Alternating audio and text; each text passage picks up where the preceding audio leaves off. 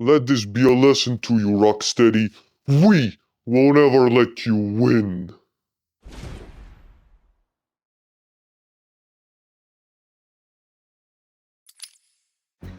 Oh boy, I know I'm late to the party, but you know what they say, better late than never. And speaking of that, with Deathstroke's DLC finally concluded, it's officially over. Suicide Squad Kill the Justice League has come to its end. And it has to be, in my opinion, the worst game ever created. Just think about that for a second. Even Saints Row the reboot, as awful as that game was, at least had a few positives. You could fully create your own character from scratch, as well as design and color your outfits to your heart's desire. I mean, sure, the graphics still look like shit, but at least you have that option. In Suicide Squad Kill the Justice League, customization is so limited that even the default outfits have elements that are locked behind microtransactions. I wish I was kidding, but no, even default suits have colors and gears locked in the microtransaction store. But even worse than that, in the Saints Row reboot, they at least came up with brand new characters. They all sucked. I mean, they were all a bunch of Twitter activists whose only personality was being a bunch of sexually confused pussies, but at least it was them. It's not like Johnny Gat or Sean D were ruined by having those attributes forced upon them. But guess what? In Suicide Squad Kill the Justice League, that's exactly what happened. The legendary Arkham Batman is written like an incompetent buffoon who can't even take down 4 bozos, who, quite frankly, are barely a step up from your regular Arkham thug. Harley Quinn went from a sexy villainess to a defeminized man-hating lesbian. The Penguin went from at least a somewhat threatening villain to a complete comic relief. And Robin didn't even make an appearance outside of his mask making a cameo, showcasing that he's dead. One of the main side characters from Arkham City and Night is just thrown away as just like, yeah, that guy's dead, who cares? No Batgirl, no Catwoman, no Jason Todd, no Dick Grayson. Why would you need any of them in a game set in the freaking Arkhamverse? And worse than all else, they tried to pull a fast one on us by blaming Batman as to why these villains are all messed up. It's the mental damage he's inflicted. Meanwhile, Harley and Joker were out there torturing and killing children, but we're supposed to feel bad for them, cause Batman beat them up, right? Even for left-wing activists, this is an absurdly idiotic take. It has to be the most politically driven game I've ever seen. I mean, it's political activism everywhere you look. You can't have Mr. Freeze, so instead you're gonna have a transgender lesbian version of him. You can't have the Joker, so you're gonna have a gay hipster version of him. You can't have any cool characters, so you're gonna have Zoe Lawton because you have a diversity quota, you need a black female, and since they can't put Vixen or any other black female, let's just take her. Why not? It makes sense. She's never been used in anything in comic books, TV series, movies, or anything. She's barely a character. She's barely making cameos in Deadshot's story, who himself is a C-level Batman villain at best. But here, she takes a spot, cause why not? This is political activism after all. It doesn't have to make logical sense. And for those of you who are mentally deficient enough to actually like this game, the literal tens of you out there, just think about it this way.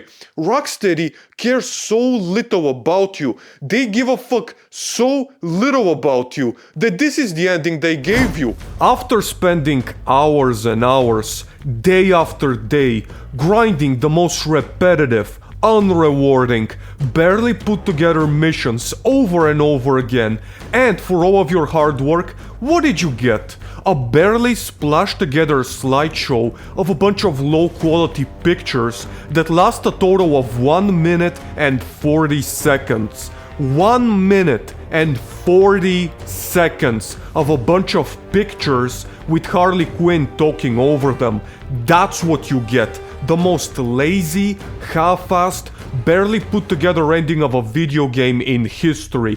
That's what Rocksteady thinks about you. That's their reward. For you torturing yourself with this awful fucking game. No explanation what happened to Robin. No last words from Kevin Conroy. No explanation of what actually took place. Nothing. It's just like, yeah, they're all alive and fine, so nothing that happened in the game actually truly matters. Thanks for playing. What a complete waste of time. Oh, and by the way, when Marvel Avengers got shut down, at least they gave all the cosmetics for free to at least give something back to the audience that stuck with them. Rocksteady? Not even a fucking skin. They just shut this piece of shit down and washed their hands off of it, not giving a fuck about their so-called player base.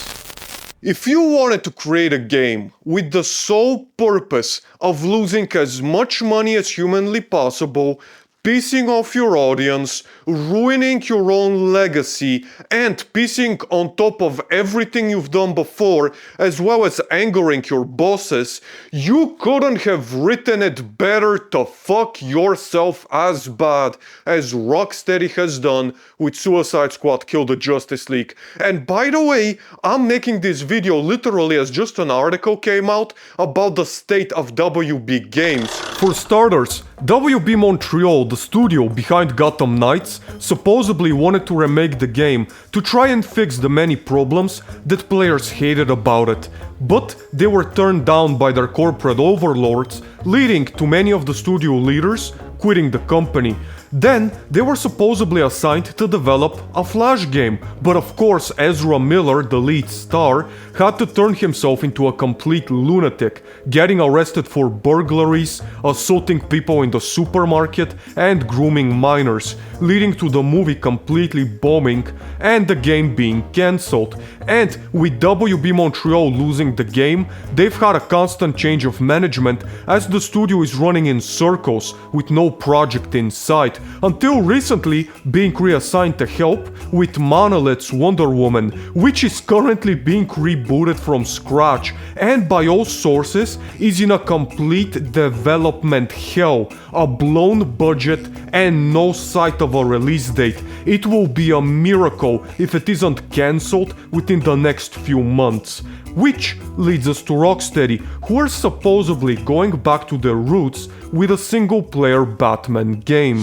I have never wanted a project to get cancelled as bad as Rocksteady's new Batman game. You have to understand that Arkham, for many of us, is our childhood. For many of us who've had a rough childhood, Arkham games and games in general was the only light we had. It was the only thing that made us smile and the only thing that allowed us to push forward. And I don't want that childhood to be ruined any more than it has been. Rocksteady has done enough damage, and honestly, I don't even think we can call them Rocksteady anymore because they aren't. All the main people at Rocksteady, all the people at the top, all the lead designers, the people who wrote the stories, the bosses who decided on directions, all those guys are gone. I mean, you're looking at a rock band with all the original members leaving and then a bunch of rainbow hipsters joining. It's a mess. This isn't Rocksteady. This is not our Rocksteady. Half the studio is only interested in rainbow flags and race theory, and the other one is only interested in microtransactions and battle passes. It is literally the worst combination you can have. You have idiots on both sides who have no clue how to make a game, not just in 2025, but in general. This is a waste of time. WB Games has fucked themselves in the ass harder than any developer or studios have before. It is a complete waste of time, and honestly, I'll be shocked if we ever get another game from WB Games, at least until Zaslav is finally cut permanently. So, until next time, this has been WildGold, and thank you also very much for watching.